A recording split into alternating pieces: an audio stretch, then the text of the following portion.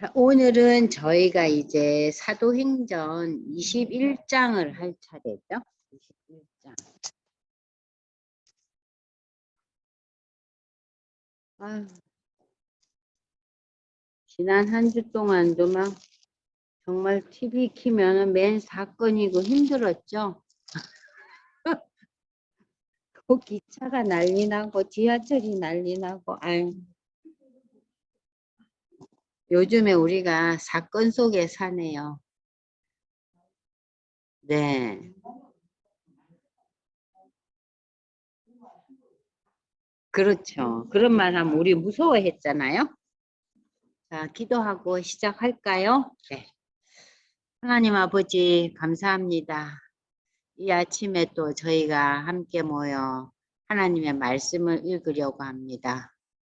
오늘 교회 몇 분이 오셔서 입을 모아 하시는 말씀들이 참 요즘 세상이 어떻게 되어 가는지 이러한 현상이 말세 현상이 아닌가 하면서 통탄하며 아파합니다.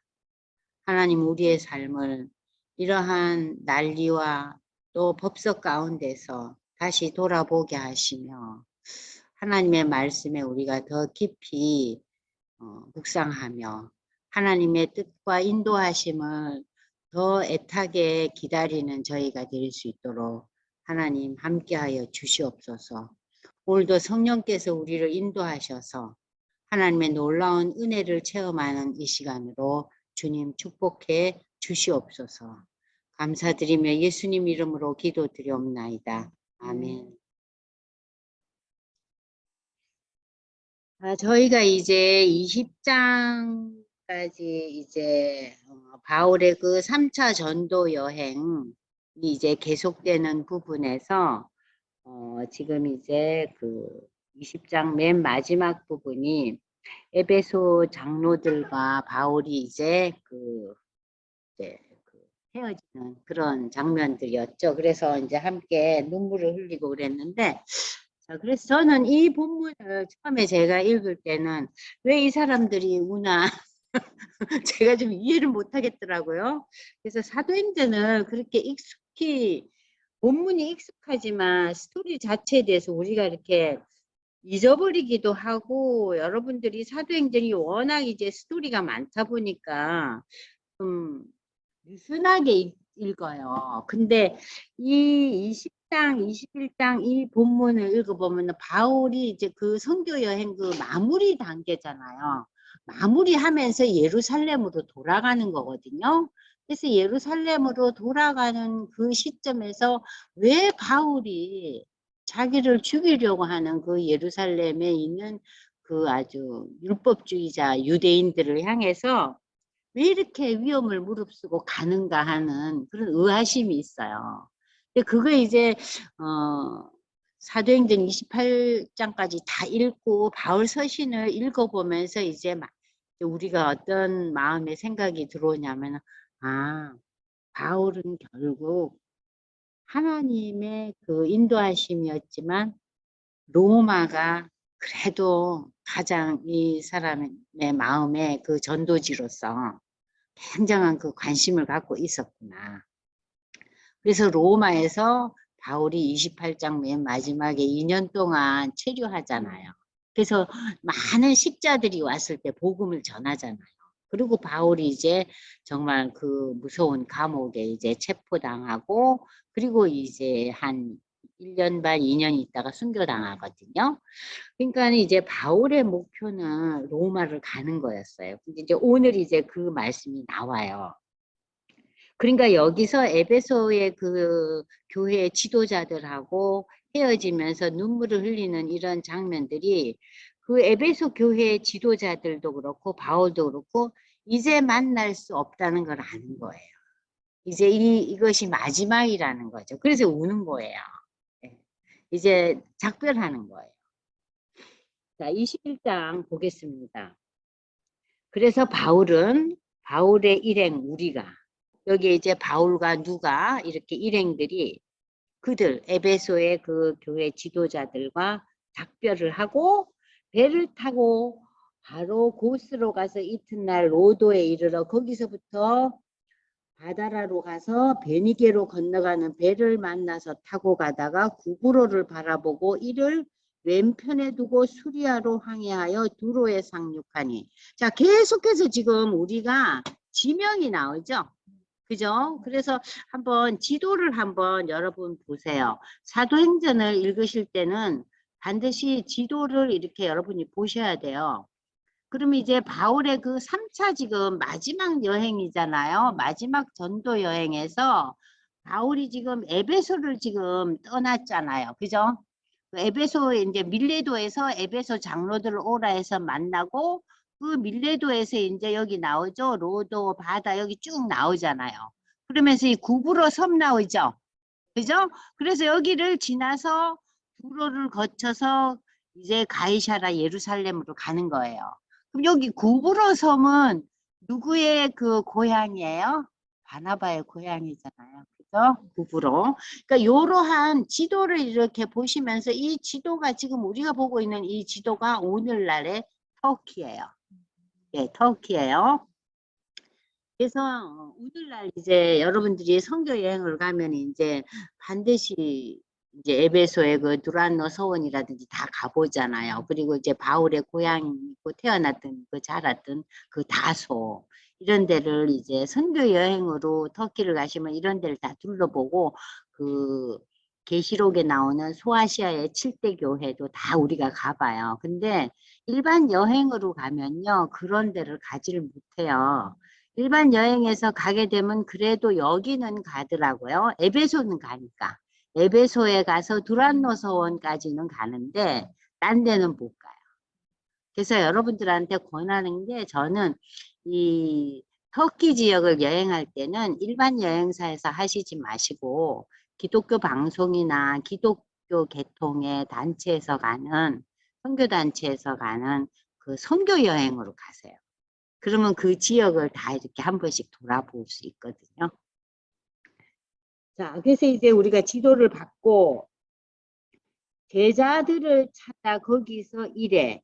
이제 7날을 머물더니 지금 4절 읽고 있습니다. 그 제자들이 성령의 감동으로 바울들어 예루살렘에 들어가지 말라고. 그러니까 이 제자들도 바울이 예루살렘에 가게 되면 굉장히 위험하다. 예루살렘에 있는 그 율법주의 유대주의자들이 이 바울을 가만 안 둘 거다. 그러면서 걱정을 하는데 성령의 감동을 받았어요. 이 바울을 못 들어가게 하려고. 이 여러 날을 지낸 우리가 떠나갈새 그들이 다 그 처자와 함께 성문 밖까지 전송하거늘 우리가 바닷가에서 무릎을 꿇어 기도하고 서로 작별한 후 우리는 배에 오르고 그들은 집으로 돌아간다. 바울이 이 여행길에 이제 만나는 수많은 그 자기가 이제 개척한 교회나 성도들을 다 이렇게 작별 인사를 하는 장면들이에요. 여기 지금 21장이요. 두로를 떠나 항해를 다 마치고 돌로마이에 이르러 형제들에게 안부를 묻고 그들과 함께 하루를 있다가 이튿날 떠나 가이사랴에 이르러 7 집사 중 하나인 전도자 빌립의 집에 들어갔다. 빌립이라 그러면 여러분들 기억나잖아요. 그죠? 빌립 집사님. 그죠? 우리가 사도행전 8장에 이디오피아 내시를 그 이렇게 복음을 전하고 설명하고 가르치는 그 빌립 집사. 이 빌립 집사가 그 7 집사님 중에 한 사람이었잖아요. 그래서 이 빌립 집사는 여러분들 저기 프린트 지금 다시 돌아오셔서 보시면은요. 제가 설명을 또 해놨거든요. 그래서 34페이지 보시면은요. 34페이지 보시면 예루살렘 교회에서 최초의 그 7 집사를 선정하잖아요. 그죠? 그 사람 중에서 한 사람이었는데 이디오피아 내시에게 복음을 전하고 세례를 베푸는 장면 여러분 기억나실 거예요. 근데 이 빌립 집사는 계속해서 사마리아 지역에 복음을 전했어요. 그러니까 유대 땅이가 사마리아. 그러니까 이 사마리아라는 지역은 여러분들이 쉽게 생각하면은 북이스라엘의 수도가 사마리아 지역이잖아요. 그죠? 그러니까는 그 지역을 전도한 사람이에요. 그런데 이 전도자라고 빌립을 지금 이 누가는 21장에 기록하고 있는데, 이 전도자라는 것이 특별한 직임으로서 복음을 전하는 일에 전념한 자들을 가리키는 특별한 명칭이죠. 그래서 이 빌립을 여기서 집사라고 표현하지 않고 뭐라 그래요? 전도자 빌립이라고 했어요. 그러니까 이 사람은 예루살렘 교회로 떠나와서 그 사마리아 지역을 계속 맴돌면서 복음을 전했어요. 그런데 이 빌립 집사에게 딸 넷이 있었는데 그들은 다 처녀로 예언하는 자라. 예언을 하는 자였어요.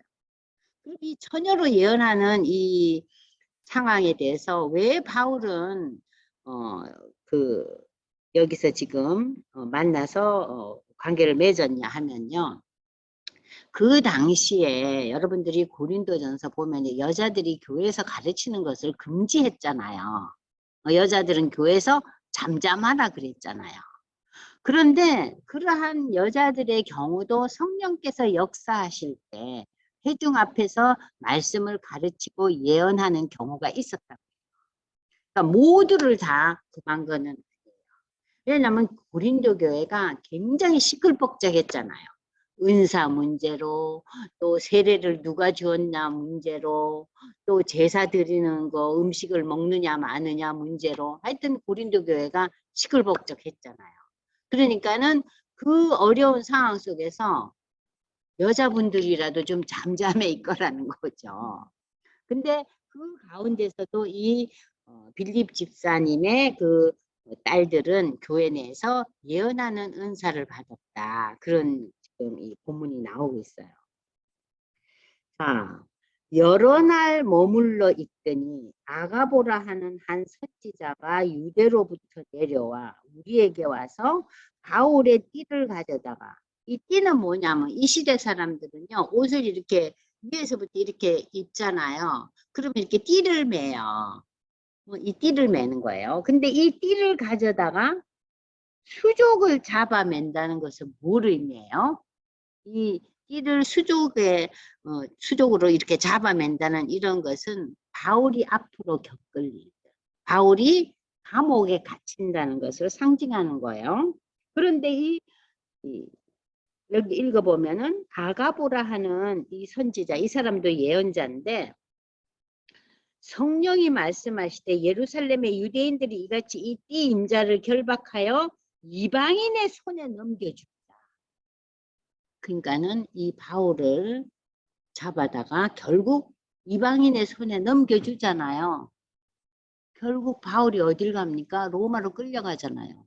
그죠? 그걸 지금 예언하고 있어요. 이 아가보라는 사람이. 그럼 여러분들 이 프린트에 보시면은 아가보는 사도행전 11장 27절 28절에서 이미 예루살렘에 기근이 일어날 것을 예언한 자예요.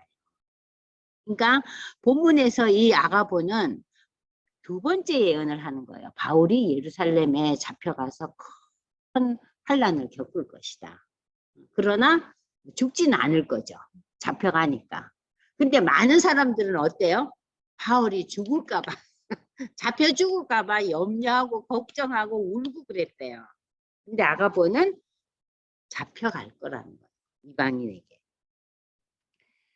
그래서 우리가 그 말을 듣고 그곳 사람들과 더불어 바울에게 예루살렘으로 올라가지 말라. 그러니까 바울의 그 일행들, 누가를 포함한 그 여러 일행들이 야, 예루살렘 올라가면 큰일 나겠다. 그런데 바울의 대답은 어때요? 여러분 어째서 울고 내 마음을 상하게 하냐? 나는 주 예수의 이름을 위하여 결박당할 뿐 아니라 예루살렘에서 죽을 것도 각오하였노라. 정말 죽으면 죽으리라. 그러니까 여러분들이 너무 염려하고 울고 그러지 말라는 거예요. 그러면서 그들의 권함을 받지 아니하므로 우리가 주의 뜻대로 이루어지이다 하고 그쳤노라. 그러니까는 바울과 선교 여행을 같이 했던 이 일행들이 바울이 너무 완강하게 얘기하니까 그러면은 하나님의 뜻이 이루어지기를 우리는 기도하겠다. 그리고 그 갈등을 이제 헤쳐나가요. 이 여러 날 후에 여장을 꾸려 예루살렘으로 올라갑니다. 이제 갈 때. 가이사랴의 몇 제자가 함께 가며 한 오랜 제자 구브로 사람 나손을 데리고 가니 이는 우리가 그의 집에 머물려 한다. 이제 어디 가서 머물 데가 없으니까 나손이라는 자는 그 당시에 예루살렘에 살던 구브로 출신 그 예루살렘 교회에 아주 헌신된 제자였어요. 그래서 그 사람 집에 가서 이제 머물려 그랬어요. 자, 17절 보겠습니다. 예루살렘에 이르니 형제들이 우리를 기꺼이 영접. 여기 형제는 누구예요? 예루살렘 교회 성도들이. 그죠? 그러니까 바울이 이제 3차 전도 여행을 끝내고 어디로 결국 기착합니까? 예루살렘으로 돌아와요. 그 이튿날 바울이 우리와 함께 야고보에게로 들어가니 장로들도 다 있더라. 자, 야고보가 누구예요? 여기 야고보가 예루살렘 교회의 대표적인 지도자였어요. 예수님의 동생이었어요. 예수님의 동생. 그러면 사도 요한의 형제 야고보는 우리가 사도행전 12장에서 보셨죠? 순교당하잖아요. 그죠? 헤로드 왕 시절. 그죠? 순교당하죠. 그러니까 여러분들이 그 야고보와 이 야고보를 구별하셔야 돼요. 그러니까 그 야고보는 순교당하고 이제 이 야고보는 예수님의 남동생으로서 예루살렘 교회의 중추적인 역할을 해요. 그래서 우리가 사도행전 15장 공부하실 때 사도회의가 있었잖아요. 그 사도회의의 결과를 누가 발표해요? 야고보가 발표해요. 그래서 거기를 여러분들 한번 읽어보시기 바랍니다. 이게 중요한 본문이니까 사도행전 15장 보세요. 이 야고보 장로님이 이제 여기서 이제 사도회의의 결론을 발표하는데 이 사도회의에서 결론이 발표되기 전에 맨 먼저 바울이 이런 얘기를 하죠. 11절 보세요. 우리는 그들도 우리와 동일하게, 그들이 누구예요? 이방인도 우리와 동일하게 주 예수의 은혜로 구원받는 줄을 믿노라. 이것을 이제 베드로가 선포하잖아요. 그러니까 지금 유대인들이 이방인들과의 관계 속에서 지금 예루살렘 교회의 그 크리스찬들은 유대주의자 유대인들도 참 골치가 아픈 존재들이지만 이방 그리스도인들에 대해서 이분들이 마음이 그렇게 열려 있지 않았어요. 근데 지금 베드로 사도가 제일 수제자였잖아요. 그 사도가 지금 뭐라고 선포를 해요? 이방인도 하나님의 은혜로 우리 유대 그리스도인들처럼 구원을 받는다는 거예요. 그걸 딱 선포하고 난 뒤에 13절 보세요. 야고보가 대답하죠. 형제들아, 예루살렘 교회 성도들아, 내 말을 들으라. 하나님이 처음으로 이방인 중에서 자기 이름을 위할 백성을 취하시려고 그들을 돌보신 것을 시므온이 말하였으니, 시므온이 베드로잖아요. 선지자의 말씀이 이와 일치하도다. 이미 기록되었듯이 다윗의 무너진 장막을 다시 찍으며 그 허물어진 것을 다시 지어 일으킨다. 다윗의 무너진 장막이 뭐예요? 자, 이스라엘 백성들의 그 후예들이잖아요. 그죠? 다윗의 무너진 장막이 다 무너지고 이 왕국이 다 그냥 멸망하잖아요. 그리고 지금 이 유대 나라는 국권이 상실됐죠? 그죠? 그런 가운데서 그 허물어진 것을 다시 지어 일으키는 이는 그 남은 사람들과 내 이름으로 일컬음을 받는 모든 이방인들로 주를 찾게 한다. 그러니까는 유대인뿐만 아니라 이방인들도 다 하나님의 자녀가 된다는 뜻이에요. 자, 그래서 19절 이 야고보는 내 의견이는 이방인 중에서 하나님께로 돌아오는 자들을 예루살렘 교회 성도들아 저들을 괴롭게 하지 말라. 저들에게 다만 우상에 들어온 것과 음행과 목매어 죽인 것과 피를 멀리하라고 그렇게 이방 교회 성도들에게 편지를 보내자는 거예요. 그래서 이제 이 사람들이 22절 보세요. 사도와 장로와 온 교회가 그 중에서 사람을 택해서 바울과 바나바와 함께 안디옥 교회가 그 당시에 이방 선교의 대표적인 교회로서 안디옥 교회에서 바울과 바나바가 파송받는 거 기억나시죠? 그래서 사람들이 이 안디옥 교회에서 처음으로 그리스도인이라는 명칭이 불려졌다 그랬죠. 11장 26절. 그죠? 이 다 유명한 역사적인 기록들이에요. 그러니까 이러한 과정을 겪으면서 결국 이 28절 보세요. 성령과 우리는 이 요긴한 것들 외에는 아무 짐도 이방인에게 지우지 말라.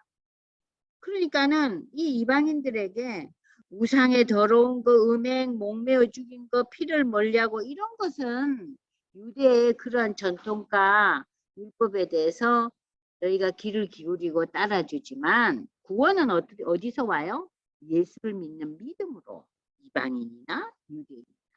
이것이 이제 사도행전 15장에서 결정된 것을 그 당시에 야고보가 선포하죠. 그러니까 이 야고보를 예루살렘 교회에 이제 주축이 되는 그 인물로 바울은 보고 야고보를 찾아가서 만나잖아요. 그래서 바울이 문안하고 19절 하나님이 자기의 사역으로 말미암아 이방 가운데서 하신 일을 낱낱이 말해.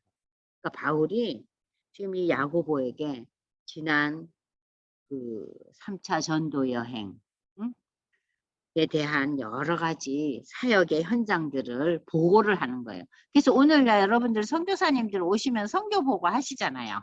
지금 선교 보고 하는 거예요. 자, 그들이 듣고 하나님께 영광을 돌리고 바울들을 이르되 형제여 그대도 보는 바에 유대인 중에 믿는 자 수만 명이 있으니 다 율법의 열성을. 그러니까 예루살렘 교회의 그 주위에 예루살렘 지역에 있던 많은 유대인들, 특별히 열렬한 유대주의자들마저도 어떻게 됐어요? 예수를 믿게 된 거예요. 놀라운 역사가 지금 일어나고 있잖아요. 유대인들까지도 이렇게 예수를 믿으니까 말이에요. 응? 그래서 이 당시 초대 교회의 급격한 발전을 우리에게 보여주고 있는 거예요. 근데 여러분들이 이제 이 성경 말씀을 읽을 때 하나님께 영광을 돌린다. 하나님께 영광을 돌린다는 표현이 참 많이 나오죠. 구약에서부터 신약에 이르기까지.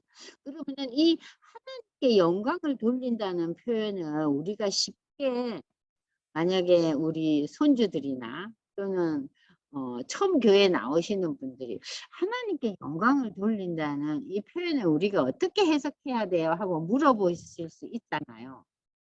저는 그 옛날에 구역에서 이런 거를 처음 초신자가 와서 물었을 때 참 당황했어요. 어떻게 설명해야 되나. 이 하나님께 영광을 돌린다는 것은 굉장히 간단한 내용이에요. 그러니까 쉽게 말하면은요. 우리가 하나님은 우리의 모든 찬사와 칭찬을 받을 뿐이야. 우리 인간이 찬사받고 칭찬받을 상황이 아니라 하나님께 모든 칭찬과 찬사가 돌아가야 돼. 우리의 감사의 대상은 하나님이야. 이게 하나님께 영광을 돌리는 거예요. 굉장히 쉬운 표현이죠.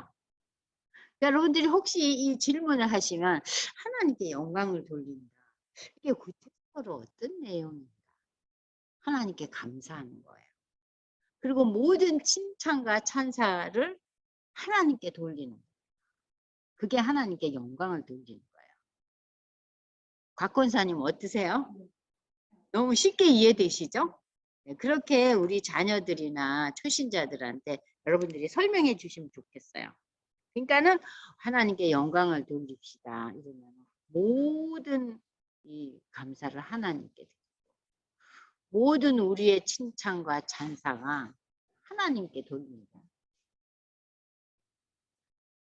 자, 네가 이방에 있는 모든 유대인들을 가르치되 모세를 배반하고 아들들에게 할례를 행하지 말고 또 간습을 지키지 말라 한다 함을 그들이 들었도다. 그러니까는 이 율법에 열중했던 이 예루살렘에 살던 일반 유대인들은 이 바울이 전도를 다니면서 유대 그 이제 소아시아나 여러 그 알렉산드리아 같은 이런 큰 도시에 가면은 유대인들이 많이 살았다 그러잖아요.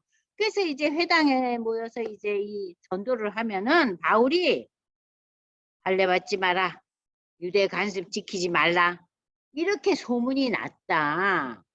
그게 사실이냐 하고 이제 그 얘기들이 떠도니까는 지금 예루살렘에 있는 그 유대주의자들은 바울이 너무 미운 거예요. 여기저기 유대인들이 사는 데 가서 예수 믿으라고 우리 조상들이 그렇게 귀히 여기던, 우리가 하나님의 택한 백성으로서 받는 할례도 받지 말고 유대의 간섭은 다 무시하라고 그렇게 이제 들었다는 거예요. 그러니까 그들이 그런 얘기를 들었지만 저들이 성령의 감동으로 지금 예수 믿게 된 거예요, 유대인들이. 근데 사실 바울 당신에 대해서 우리가 그런 소문을 많이 들었다. 지금 그 얘기입니다. 그럼 어쩌냐 이 일을. 그들이 필연, 그러니까는 지금 예루살렘에 있는 수많은 유대인들이 당신 온 것을 결국은 알게 될 건데 우리가 말하는 이대로 하라. 자, 지금 교회 내에서 그 구약의 율법에 의한 그 서원한 사람이 네 사람이, 우리 서원한 사람이 예수 믿는 사람이 있다 하는데, 여러분들 이 서원이라는 게 뭐예요? 서원이라는 게 지금 서원에 대해서 여러분들이 지난번에 배웠지만은 한번 다시 복습을 하겠어요. 서원. 자, 보겠어요? 자, 17페이지 여러분들이 여기서 보시면은 이 서원이라는 것이 지금 결국은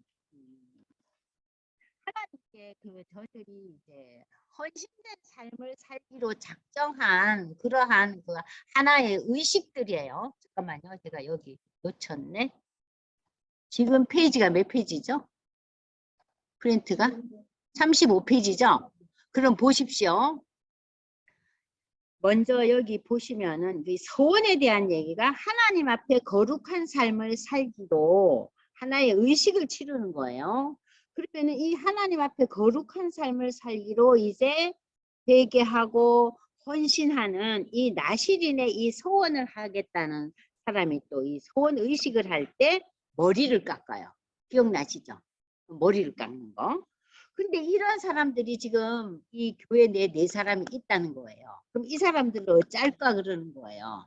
왜냐하면은 이게 구약의 의식인데 이걸 어떻게 하냐는 거죠. 그랬더니 그들을 데리고 함께 결례 의식을 행하고 그들을 위하여 비용을 내어 머리를 깎게 하라.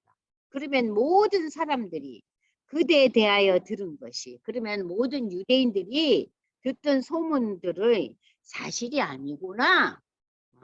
바울도 율법에서 얘기한 나실인의 서원 같은 거 다 지키는 사람이네. 이렇게 소문이 좀 날 것이다. 그리고 이 그야말로 유대인들이 지금 바울을 죽이려고 그러잖아요. 그런 위험에서 조금 벗어나지 않겠느냐 하면서 지금 예루살렘 교회에 그 유대 그리스도인들이 얘기를 하는 거예요. 무슨 얘기인지 아시겠죠? 예? 그래서 이제 여기 여러분들이 보시면은 자 프린트를 보세요. 제가 좀 설명을 해놨어요. 바울 일행은 소원 절차법에 따라 희생제물, 희생이 아니고 희생제물을 바친 후 머리카락을 깎고, 여기 이 제덴이라는 것이 요거 잘못 프린트가 된 거니까 지우세요. 머리를 깎고 불에 던지고 태운 다음 제사장에게 소원 기간이 끝난 것을 공식적으로 바울이 보고를 하게 했어요. 이렇게 바울에게 유대인의 간섭, 나실인의 결례는 사실 바울에게는 지금 그렇게 중요한 의식이 아니에요. 그럼에도 불구하고 바울이 결례를 지킨 것은 이러한 의식을 통해 특별히 유대의 사람들을 그리스도인 되게 하는 과정으로 그 결례를 치르고 있는 거예요. 그래서 바울이 그러잖아요. 나는 이방인에게는 이방인으로, 유대인에게는 유대인에게로, 낮은 자에게는 낮은 자로, 높은 자에게는 높은 자로. 어떤 상황에서도 그들의 상황에 함께 들어가서 복음을 전하겠다 그러잖아요. 그러니까 지금 그 태도예요. 지금 바울의 태도가. 그래서 그는 특별히 유대인을 그리스도인 되게 하기 위해서 이 결례 의식을 치러줍니다. 그는 유대인들이 예수 그리스도가 구약에서 예언된 메시아임을 증거하기 위해서 그 유대인들의 회복을 위해서 결례 의식을 지키고 함께 해주는 거예요. 이해가 되시죠? 그러니까 우리가 처음 여러분들이 이런 본문을 보면은요, 좀 이해하기가 어려워요. 아니, 바울이 예루살렘 교회에 와가지고 예수를 믿으라는 그 뜨겁게 지금 믿고 있잖아요. 막 하루에 막 엄청난 사람들이 모여들고 지금 예루살렘 교회가 다시 부흥하는 그 계기가 되고 있는데 와가지고 이런 의식은 뭐 때문에 하나 싶잖아요. 한 사람이라도 다 더 유대인들이 반감을 갖지 않고 바울이 유대 율법이나 유대의 의식에 대해서 거부하지 않는다는 것을 보여주는 거예요. 그래서 주를 믿는 이방인에게는 우리가 우상의 제물과 피와 목매어 죽인 것과 음행 피할 것을 결의하고 예전에 편지하였잖아요. 그죠? 안디옥 교회 파송했잖아요. 그죠? 자, 그래서 유대인에게는 어때요? 유대의 율례 같은 것을 어느 정도 지켜줬어요. 그리고 이방인들에게는 어때요? 유대인들이 특별히 금하는 거를 일일이 다 금해서 이방 사람들을 괴롭게 하지 말고 특별한 거. 그러니까 우상 제물, 피를 먹는 거, 목매어 죽인 거, 그리고 그 이방의 신전에서 음행하는 거 이런 것을 해서는 안 된다. 어? 이렇게 이제 권면을 한 거예요. 그리고 예수를 믿으라는 거죠. 그러니까 지금 바울의 그 초점이 뭐예요? 유대인과 이방인에 대한 초점이 다르죠. 그죠? 여러분 이제 그게 구별이 되죠. 그렇게 해서 바울은 유대인에게도 이방인에게도 그 복음이 전달되게 하기 위해서 이렇게 노력하고 있는 거예요. 바울이 이 사람들을 데리고 이튿날 그들과 함께 결례 의식을 행하고 성전에 들어가서 각 사람을 위하여 제사 지을 때까지의 결례 기간이 만기된 것을 신고했다. 그러니까 제사장에게 신고를 한 거예요. 그러니까 유대의 율법과 전통을 전혀 무시하지 않았어요. 나시린의 그 의식에 대해서도 바울이 존중해 줬다.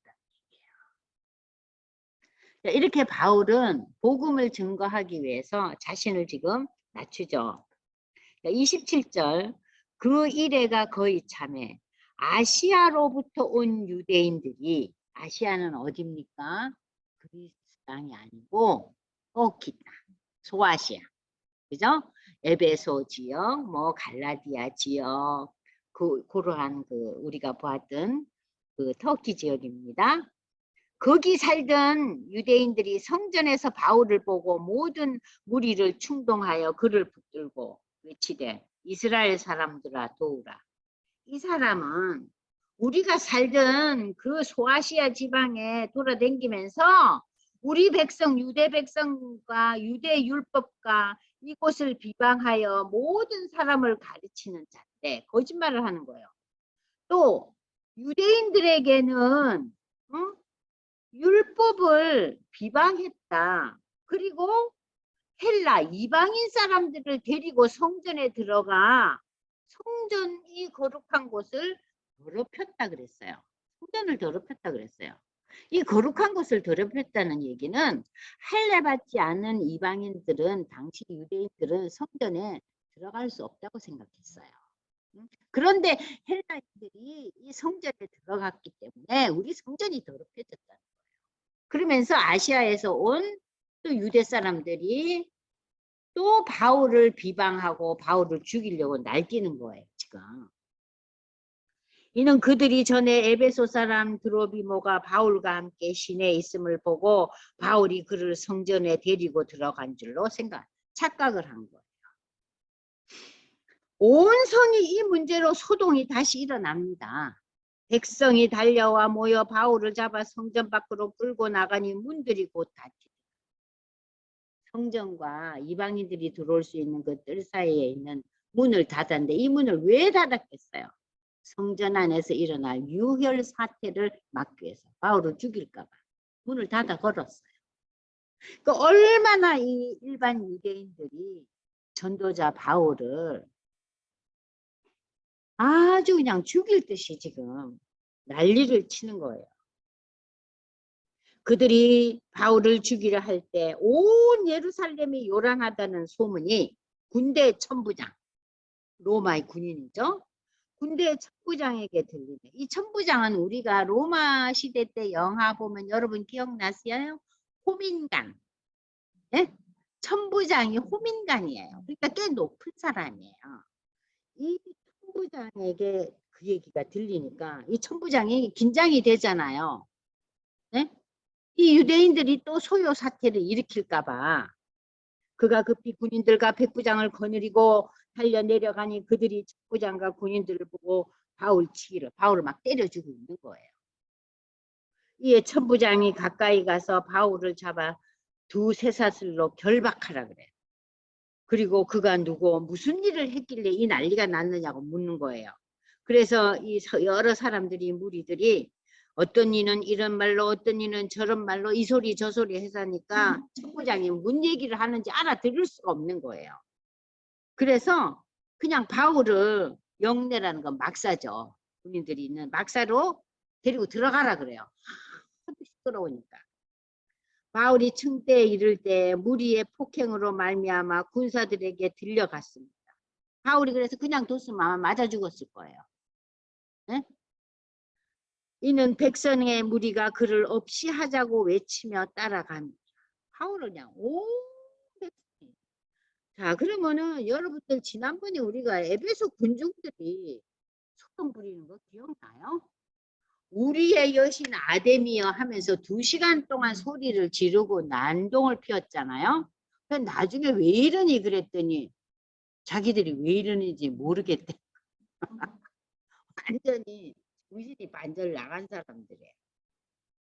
그렇게 소동을 부린 거. 그러면은 이 에베소 군중들의 소동과 지금 유대인들의 소동을 한번 보세요. 참 인간이 때로는요. 만물의 영장이라고 하고 지혜롭다 그러는데 때로는 이렇게 동물 이상으로 동물보다 더 바보스럽죠. 동물들이 이래요. 이렇게 소동을 부리는 게 다 결국은 뭡니까? 여기 프린트 보세요. 온 성이 소동했다. 이것은 자 에베소 군중들은 우상 숭배에 빠졌기 때문에 그랬죠. 그죠? 자기네 그 섬기는 큰 신 아데미 여신. 근데 그 아데미 여신을 그 귀하게 여겨서 그 아데미 여신상 그 장난감 같은 거 만들어 가지고 팔았잖아요. 그거 잡고만 있어도 복을 받는다 그러면서. 그러니까는 바울이 뭐라 그랬어요? 사람의 손으로 만든 것이 무슨 신이냐? 아무 필요 없다. 그 존재가 무슨 신적인 존재냐 그러잖아요. 여기서 법석이 떨어졌죠. 자, 그러면은 유대인들은 왜 이렇게 난리를 칩니까? 율법주의에 빠져. 유대인들은 율법주의에 빠져. 응? 그래서 로마의 관리들마저 이 사람들 관리가 너무 어려웠어요. 그래서 그 당시에 유대 쪽으로 오는 사람은 로마에서 아주 유능하고 똑똑한 관리인들이 왔어요. 아무나 못 보냈어요. 이 민족이 하도 유배를 떨었어. 그래서 마치 이 유대 백성들이 폭도처럼 날뛰면서 바울을 지금 폭행하고 죽이려고 하는 이러한 장면이에요. 지금. 그래서 아까 그 아가보라는 그 예언자가 뭐라 그래요? 아유, 그래도 잡혀는 가지만 유대인의 손에 잡혀는 가지만 응? 결국은 잡혀서 이방인의 손에 넘겨지리라 그 얘기 하잖아요. 자, 그래서 바울은 이 죽음의 그 늪에서 빠져나와요. 누구의 도움으로? 로마의 호민관들. 자, 그리고 이제 바울을 데리고 영내로 들어가려 할 그때 바울이 그 천부장에게 내가 당신에게 내 사정을 좀 얘기를 할까요? 하고 물어보는데 이 바울이 헬라어로 말을 하는 거예요. 그러니까 이 홍인간이 깜짝 놀래죠. 이 유대인이, 이 사람이 지금 이렇게 헬라 말을 잘하느냐. 그러면 네가 이전에 소요를 일으켜 자객 4,000명을 거느리고 광야로 가던 그 애굽 사람, 그 우리 헬라 말도 잘하던 그 애굽 사람, 그 이상한 그 사람이냐 하고 물으니까 바울이 나는 그 사람이 아니고 유대인입니다. 내가 어디 출신이냐 하면은 길리기아 다소시의 시민이니 청하건대 우리 유대 백성들에게 내가 얘기를 이렇게 자기의 그러니까 변호를 하게 좀 허락해 달라고 얘기를 해요. 헬라어로. 그랬더니 천부장이 그럼 그렇게 해봐라. 그리고 바울이 층대 위에 서서 백성에게 손짓하여 아주 조용히 하게 한 후에 이제는 무슨 언어로 해요? 자기 모국어 히브리어로 말을 하는 거예요. 그러니까 이제 여기서 이제 그 천부장과 그 천부장 밑에 있는 그 백부장들 이러한 그 군대 지휘관들이 놀라는 거죠. 바울이라는 사람이 아주 유창한 헬라어와 자기 모국어를 상대방에 따라서 이렇게 얘기를 하는 거예요. 여러분들 프린트 보세요. 바울은 로마의 천부장에게는 헬라말로, 유대인들에게는 아람어 히브리어로 말합니다.